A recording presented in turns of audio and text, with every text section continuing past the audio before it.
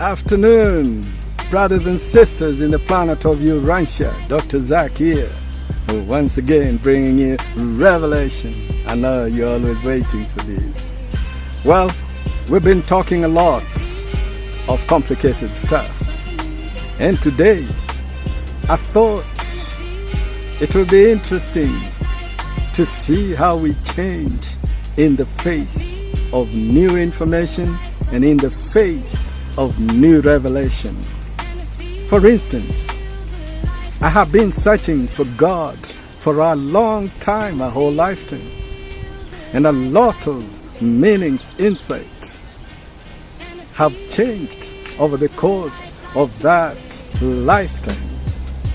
The message today is that to understand the present, we need a good understanding of history and a good understanding of the future. The future means the future revelation.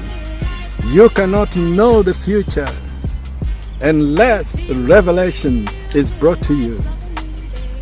Now, in the presence of revelation and history, we can be able to understand the present. I remember how shocked I was the very first time that it was brought into my consciousness that the devil does not exist, there are no demons, there are no hell. I remember that it took me several weeks even just to process, because all my prayer foundation from before that was based on rebuking the devil. Let him be cast down, let him not. That's the kind of prayer I was in when I thought the devil, demons, and damnation fires were waiting for us. That's what happens when our theologies are informed by concepts that make us think that God is an angry creator, siding with certain races and tribes in terms of war.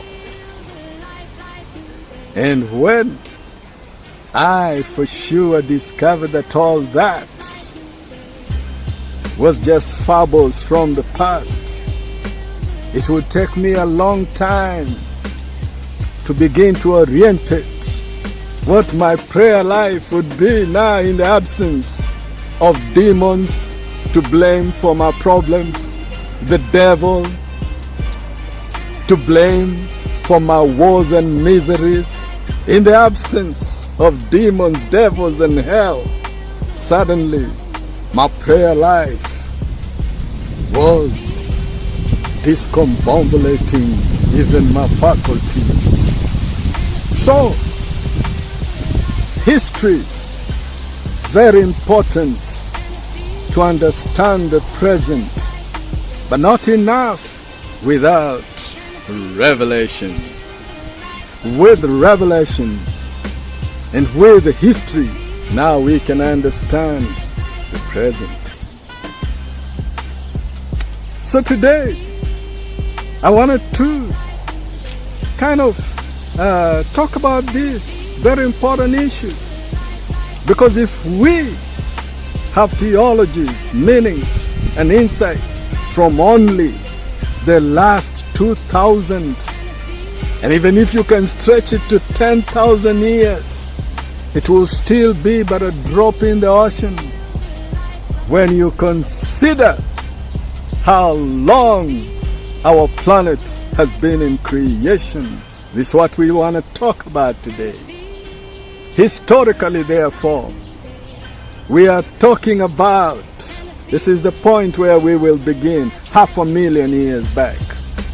Because 500,000 years before that time and after that time, we will be actually addressing the pre-planetary prince time and the post-planetary prince time, because the rulers of our system of Saturnia, who are normally in Jerusalem, that's where Lucifer was given authority of our system 700,000 years ago.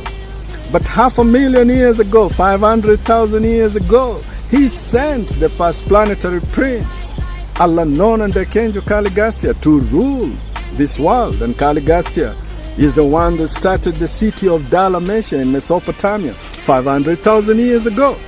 So we have the pre-Adamic and pre-planetary prince times and post-planetary prince times.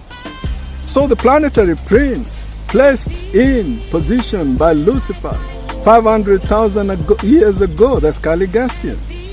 But Caligastia would side with Lucifer in the Lucifer rebellion 200,000 years ago. The Lucifer rebellion would affect us a lot because we were thrown into spiritual quarantine. Spiritual quarantine.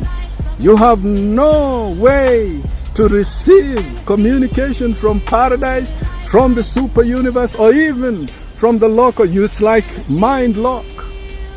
Spiritual quarantine. We've been in that for 200,000 years. And then don't forget the Adamic default 38,000 years ago. And the Adamic default was very, very instrumental to where we are today as citizens of the planet of Urantia, planet Earth. Because the Adamic material sons from Jerusalem in paradise, not in paradise. Jerusalem is the headquarters, the spiritual headquarters of our local system of Satania with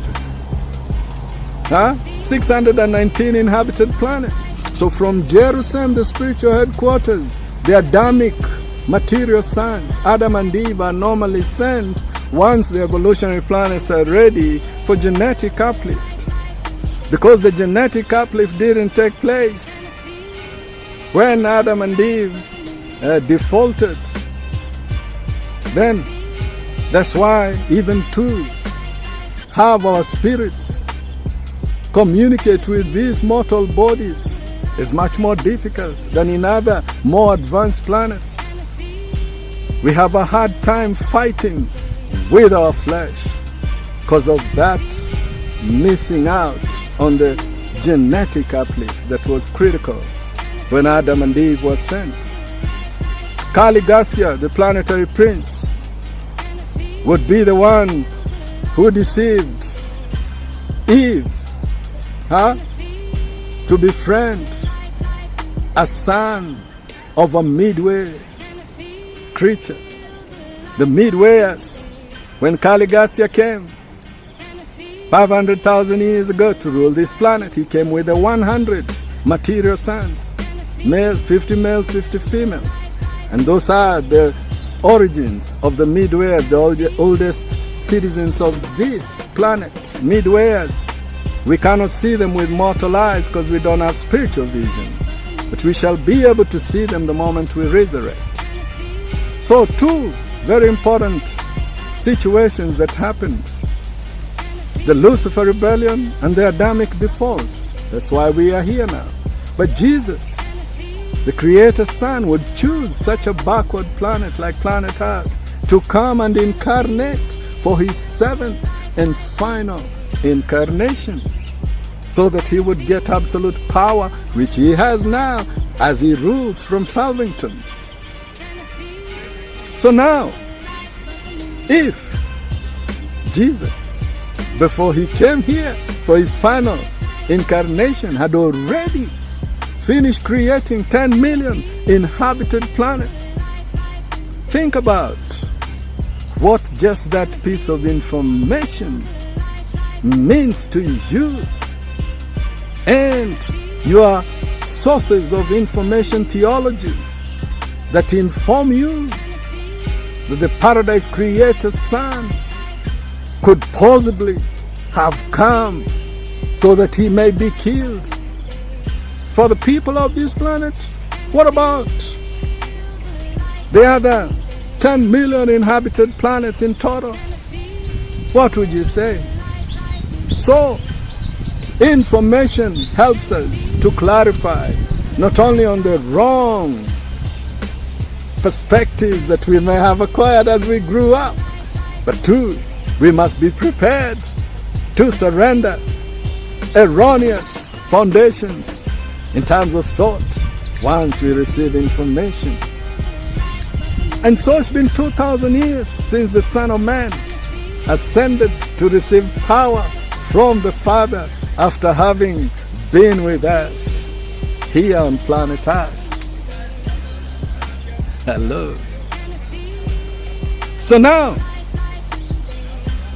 with the information that not only had Jesus finished creating 10 million inhabited planets, but the fact that there is new information that his first incarnation was 1 billion years ago as a Melchizedek angel, and then later on, after another 150 million years, to incarnate in Polonia as a Lanonandek angel because there was rebellion, and to bring peace there.